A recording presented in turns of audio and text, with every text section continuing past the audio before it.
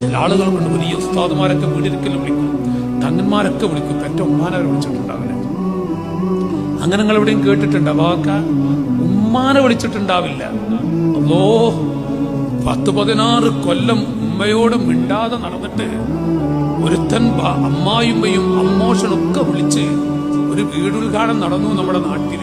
അങ്ങനെ ഇശാ നിസ്കാരം കഴിഞ്ഞപ്പോ പള്ളിയത്തെ ഉസ്താദ് ചോദിക്കാണ്, ഈ ആജിയർ വയസ്സായ മനുഷ്യനോട്, നാളെപ്പങ്ങളെ മോന്റെ കുടിയിരിക്കലല്ലേ?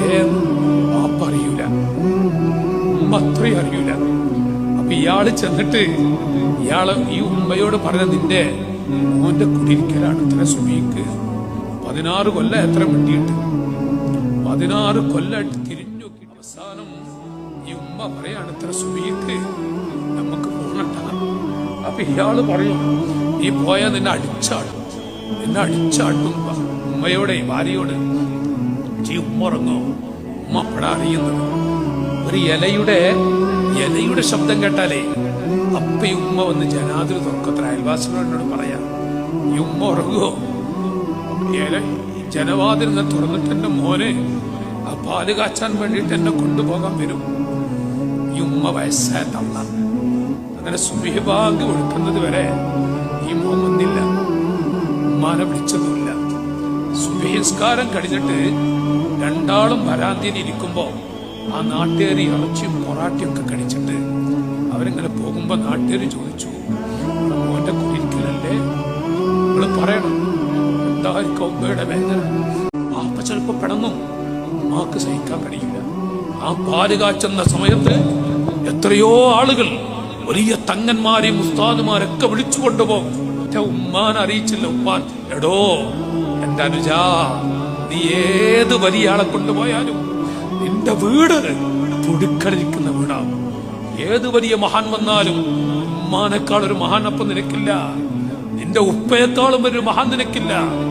ഉപ്പാനെ മാറ്റിവെച്ച് ഉമ്മാനെ മാറ്റിവെച്ച് ഒരു പുതിയ വീടെടുക്കുമ്പോ ആരെ കൊണ്ടുവന്നിട്ടല്ല, വാപ്പ വരണം അവിടെ, ഉമ്മ വരണം അവിടെ. അവരെ മാറ്റിവെച്ചിട്ട് പറ്റില്ല. ഞാൻ പറയുന്നത് അവനങ്ങനെ ചെയ്തു. ആ ആഴ്ചയിൽ അവൻ ബൈക്കപകടത്തിൽപ്പെട്ടത്രേ. ബൈക്കപകടത്തിൽപ്പെട്ടു. ഇത് മഞ്ചേരി ഭാഗത്ത് നടന്ന രംഗാപ്പയി പറയുന്നത്. ബൈക്കപകടത്തിൽപ്പെട്ടു. അവന് ഹോസ്പിറ്റലിൽ കൊണ്ടുപോയി ബോധം കെട്ട് കിടക്കുക. അയൽപ്പക്കക്കാര് പറഞ്ഞു ഈ ഉമ്മയോട്, നിങ്ങളുടെ കുരുത്തക്കേട് കിട്ടിയിട്ടുണ്ട് മകന്. അപ്പൊ ഉമ്മ, എന്റെ കുട്ടിക്ക് എന്ത് പറ്റി? അവനെ ബൈക്കിൽ നിന്ന് വീണ് ബോധം കെട്ട് ഹോസ്പിറ്റലിൽ കിടക്കുന്നുണ്ട്. അപ്പൊ എന്താണ് ഉമ്മ? ആ ഉമ്മ ധരിച്ച പുതിയ വസ്ത്രം ധരിക്കാൻ പോയില്ല. ഭാര്യയാണെങ്കിൽ വേറെ വസ്ത്രം ധരിച്ചിട്ടേ പോകും. അമ്മോഷനും അമ്മായിയും വേറെ വസ്ത്രം ധരിച്ചിട്ടേ പോകും. ഈ പെറ്റ ഉമ്മാക്കുണ്ട് മോനല്ലേ, 10 മാസം നൊന്ന് പ്രസവിച്ച ഉമ്മയാണല്ലത്. ആ ഉമ്മ ധരിച്ച വസ്ത്രവുമായി ഒരു ഓട്ടോ വിളിച്ച് താലൂക്ക് ആശുപത്രിയിൽ പോയിട്ട് മോൻ അന്വേഷിച്ചു. റൂമിൽ ചെന്നു. ബോധം കെട്ട് കിടക്കുന്ന മോന്റെ കവിളത്തും മുത്തം കൊടുത്തു ഉമ്മ. ഒരു തുള്ളി വെള്ളം ഉമ്മയാണ് കൊടുക്കുന്നത്.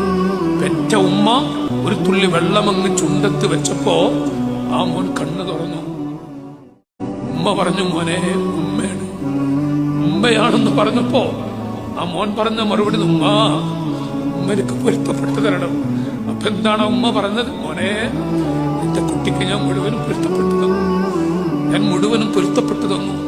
10-16 കൊല്ലം തിരിഞ്ഞു നോക്കാത്ത മകൻ ഒരു വീടെടുത്തു. എന്നിട്ട് ഉമ്മാനെ വിളിച്ചില്ല.